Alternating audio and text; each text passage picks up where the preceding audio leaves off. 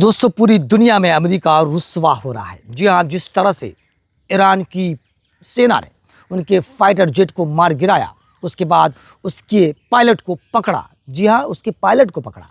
उसके बाद अमेरिका पूरी दुनिया में जलीला रुस्वा हो रही है। उन्होंने ये दावा भी कर दिया कि हमने ईरान से अपनी पायलट को बचा कर निकाल लिया है।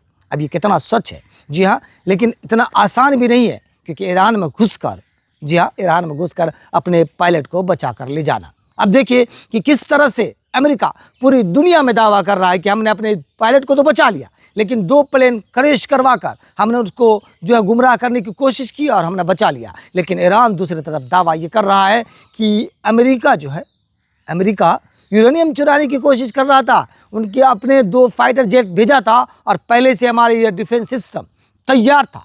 हमने दोनों को तबाह कर दिया है, दोनों को कब्रगाह में तब्दील कर दिया है।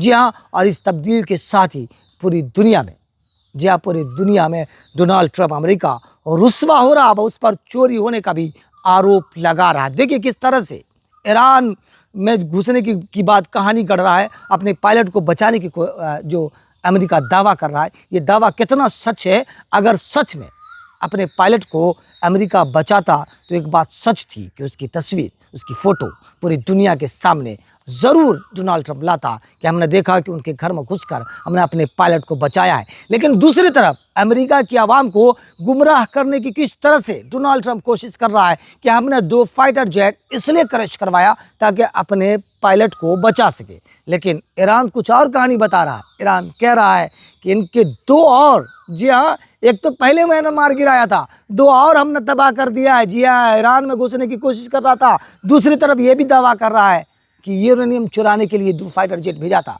हमने दोनों को तबाह कर दिया। तो साथियों, आपको क्या लगता है, पूरी दुनिया में अब डोनाल्ड ट्रंप अमेरिका जिल्लत और रुसवाई महसूस कर रहा होगा जिस तरह से ईरान एक के बाद एक हमलावर है?